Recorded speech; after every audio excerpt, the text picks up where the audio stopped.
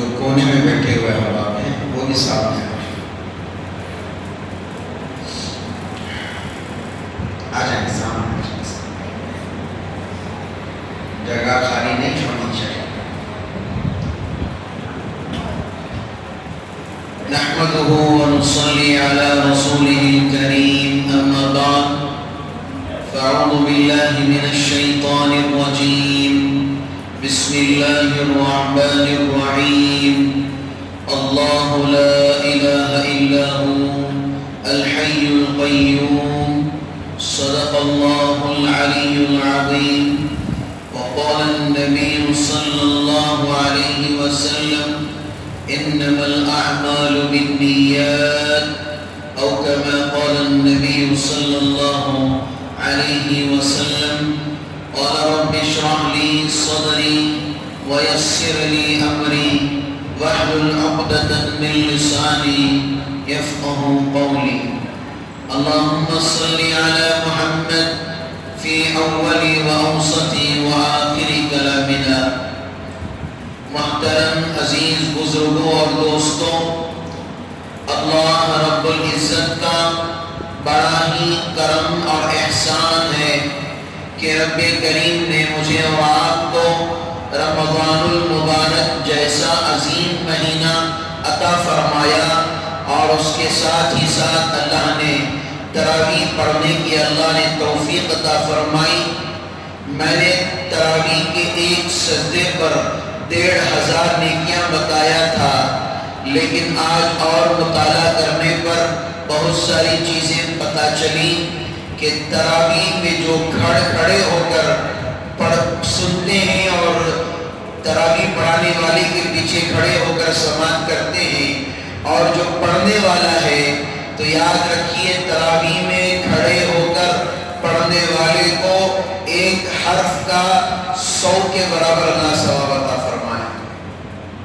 ایک حرف کا 100 کے برابر اللہ ثواب عطا فرمائیں گے، اور جو بیٹھ کر پڑھے گا اللہ اسے 50 کا ثواب عطا فرمائیں گے ایک حرف کا، اور جو حسب معمول ایک حرف پر 10 نیکیاں، وہ تو قرآن کے بارے میں نے آپ حضرات سے عرض کی، اور آخر میں بتایا جو آدمی اپنے شوق اور ذوق کے ساتھ پیچھے جو کھڑے ہو کر سنتا ہے اس کو بھی ڈبل ہی اجر اللہ نے لکھا ہے۔ میں نے آپ حضرات کے سامنے تیسرے پارے کی آیتیں کچھ پڑھی، پہلے صفحے کی آپ حضرات نے پہچان لیے ہوں گے۔ کون سی آیتیں میں نے پڑھی؟ آیت الکرسی۔ آیت الکرسی سے مراد بہت ساری اس کے معنی اور مفہوم ہیں۔ یہاں کرسی سے مراد آیت الکرسی قرآن، پورے قرآن کے اندر بہت ہی زیادہ محترم شان آیتیں اللہ نے زمین پر اتاری، اور کرسی سے مراد کہتے ہیں عرش کی کرسی۔ آیت الکرسی جو آدمی پڑھ لے اپنی زندگی میں اس کا پڑھنے کا معمول بنا لے، جو فرض نماز کے بعد جو آیت الکرسی پڑھتا ہے، اللہ تعالیٰ اس کی اور جنت میں صرف موت کا فرق رکھتے ہیں۔ ہر نماز کے بعد پڑھنے والے کے لیے یہ اجر ہے اللہ کی طرف سے، اور آیت الکرسی پڑھنے والے کے لیے اللہ تعالیٰ اس کا صبح سے لے کر شام تک اللہ اس کی ذمہ داری لے لیتے ہیں۔ آیت الکرسی جو گھر سے پڑھ کر نکلتے ہیں اس کے لیے 70,000 فرشتوں کو اللہ اس کا محافظ بنا دیتا ہے، حفاظت کرنے والا بنا دیتا ہے۔ آیت الکرسی کوئی معمولی چیز نہیں ہے، لیکن شرط یہ ہے اس خلوص کے ساتھ پڑھا جائے، اس یقین کے ساتھ پڑھا جائے۔ لوگ آج عاملوں کے دروں پر جاتے ہیں، لوگ آج اوروں کے طریقے پر جاتے ہیں، اور لوگ کہتے ہیں وہاں پر علاج ہو جائے گا، وہاں پر علاج ہو جائے گا، لیکن کتابوں کے اندر مورخین اور صحابہ کی زندگی کا اگر مطالعہ کیا جائے تو تمام زندگی صحابہ کی اگر دیکھی جائے تو پتہ چلے گا صحابہ کا وہ خلوص تھا۔ ایک صحابی رسول ہے جو راستے سے جا رہے تھے، انہوں نے آیت الکرسی پڑھ لی، شیطان اس سے کوسوں دور بھاگ گیا۔ میں داخل ہونے کی دعا، آج کل کون پڑھتے گھر میں داخل ہونے کی دعا؟ گالیاں دے کر آتی، گالیاں دے کر نکلتی، گھر میں سلام کر کر بھی آتے نہیں، سلام کر کر بھی جاتے نہیں۔ آج گھروں میں ادب اور سنت اور لحاظ نہ ہونے کی وجہ سے آج ہمارے گھروں کے اندر بے برکتی شروع ہو گئی۔ اب گھر کے اندر جب پڑھ کے آئیں گے آیت الکرسی، اللہ تعالیٰ محتاجگی دور کر دے گا۔ محتاجگی کسے بولتے ہیں بولو؟ سب کے پاس مانگتے ہوئے پھرنا۔ کیا بھائی کیا چلا، نہیں بھی پریشان ہوں تھوڑا دیر، نہیں بھی پریشان ہوں آپ میری مدد کرو، نہیں آپ میرا یہ کر دو وہ کر دو۔ آیت الکرسی پڑھ کے آپ گھر جائیں گے، داخل ہوں گے تو اللہ تعالیٰ آپ کی محتاجگی دور کر دے گا۔ وضو کرنے کے بعد اگر آپ آیت الکرسی پڑھو گے، دوم کلمہ اشہد اللہ جو دعا ہے وہ پڑھنے کے بعد پڑھو گے تو اللہ 70 درجے اللہ بلند فرمائیں گے۔ کئی سارے خصوصیات آیت الکرسی کے، آج پڑھتے پڑھتے ہمارا ہی دماغ کہیں چلے گیا۔ ہم کیوں نہیں پڑھتے یہ بات ہمیں سمجھ میں نہیں آتی۔ اگر رات میں سوتے وقت پڑھ لی آیت الکرسی، اللہ تعالیٰ پوری رات ہر چیز سے اللہ آپ کا حفاظت اور محافظ ہو جائے گا۔ آیت الکرسی کے بارے میں ایک واقعہ بھی ہے، حضرت ابو ہریرہ رضی اللہ تعالیٰ، یہ وہ صحابی ہیں جنہوں نے بہت ساری احادیث، صحیح احادیث اللہ کے رسول صلی اللہ علیہ وسلم سے نقل کیے ہوئے ہیں۔ بہت ساری احادیث حضرت ابو ہریرہ رضی اللہ تعالیٰ سے ملتی ہیں۔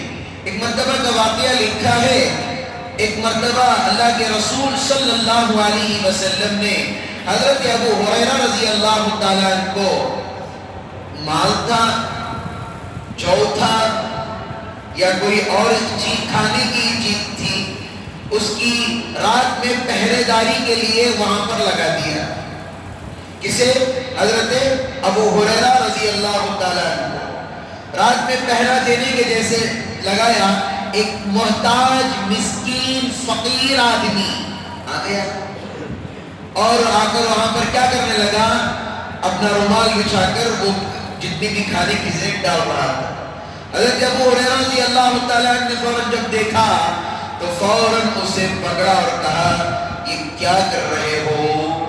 تو کہا کہ میں محتاج ہوں، میرے بچے محتاج ہیں، میں فلاں فلاں ہیں بتایا۔ تو حضرت ابو ہریرہ رضی اللہ تعالیٰ نے اسے چھوڑ دیا۔ جب سویرے اللہ کے رسول صلی اللہ علیہ وسلم کی خدمت میں آئے تو اللہ کے رسول صلی اللہ علیہ وسلم نے فرمایا، اے ابو ہریرہ کل رات چور آیا تھا، کیسا تھا؟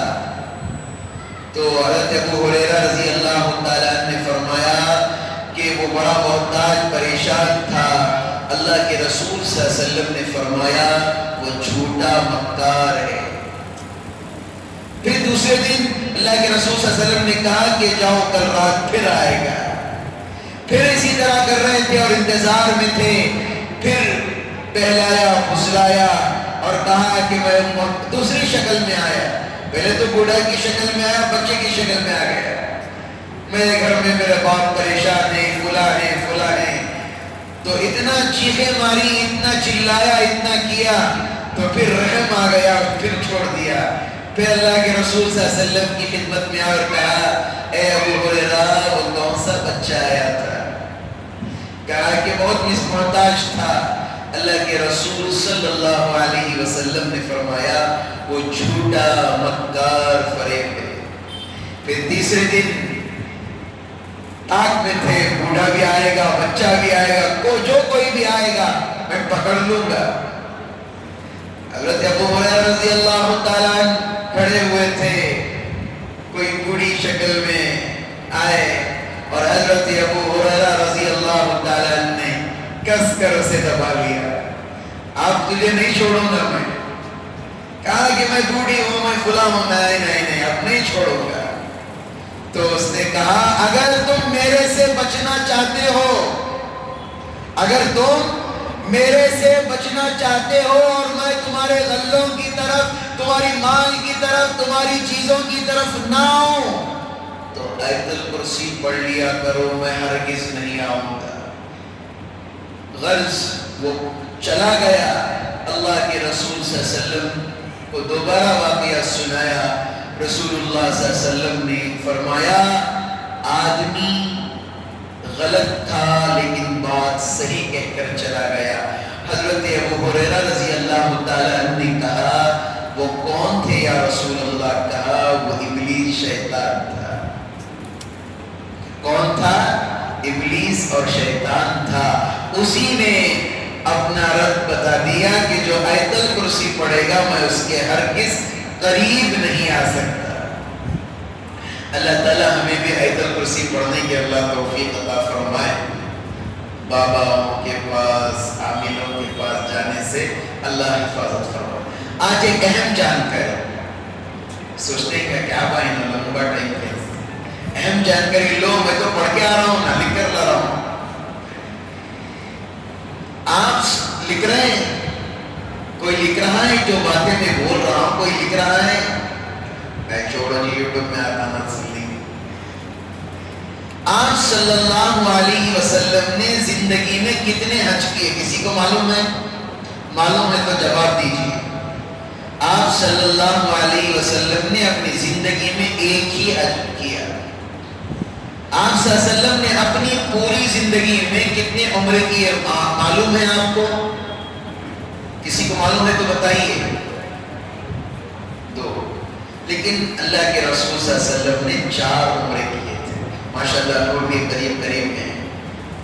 آپ صلی اللہ علیہ وسلم کے جو دندان مبارک شہید ہوئے تھے، دندان مبارک جو شہید ہوئے تھے، کون سی جنگ میں شہید ہوئے تھے؟ کسے معلوم ہے؟ احد کی لڑائی میں آپ صلی اللہ علیہ وسلم کے، پورا میں بول رہا ہوں، میں آپ کو کچھ بھی نہیں بول رہی، یہ جانکاریاں رکھو۔ آپ صلی اللہ علیہ وسلم کی جو پسینے کی خوشبو ایک باندھی ہے، اللہ کے رسول صلی اللہ علیہ وسلم سو رہے تھے تو بہت تھکے ہوئے تھے، بہت تھکے ماندہ تھے، اور آپ کا پسینہ تھوڑا گرا تو اس نے باٹل میں پکڑ لیا۔ اس نے کیا کیا؟ باٹل میں پکڑ لیا۔ میں اپنی طرف سے کہہ رہا ہوں اس زمانے میں جس طریقے سے پکڑا ہوگا اللہ بہتر جانا ہے۔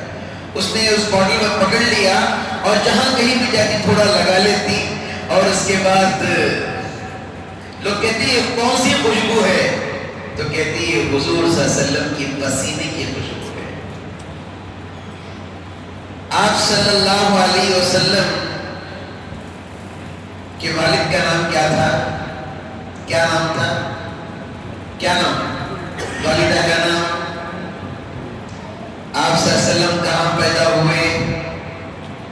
یہ تو جنرل نالج ہے نا۔ کہاں؟ مدینہ میں، مکے میں۔ ماشاءاللہ آپ کو نبوت کتنے سال میں ملی؟ 40 سال میں۔ ماشاءاللہ پڑھ کر آئے ہیں ماشاءاللہ۔ آپ کی ٹوٹل عمر کتنی ہے؟ 60 پر 3 سال کی عمر میں وفات ہوا ہے۔ آپ کی پہلی وحی کہاں سے آئی اور کہاں آئی؟ اس غار کا نام معلوم ہے ہمیں؟ غار حرا۔ ان تمام جانکاریوں کو سیکھ کر یاد کر کے رکھیں۔ یہ جانکاریاں غیروں کے پاس ہیں، ہمارے پاس نہیں ہیں۔ یہ جانکاریوں کا ہونا ضروری ہے۔ کریں گے انشاءاللہ۔ اللہ تعالیٰ سے دعا ہے اللہ تعالیٰ ہمیں کہنے سننے سے زیادہ اللہ عمل کی توفیق عطا فرمائے۔ ایک ٹیکسٹ ہوتا تو کتنا اچھا تھا، کوئی کتاب رکھ کر ہی سمجھا دیتے۔ اللہ کسی نہ کسی کو ایسی خدمت کرنے کی اللہ توفیق دے۔ لکڑی کی ایک ٹیکسٹ ہوتی تو بہت اچھا ہوتا۔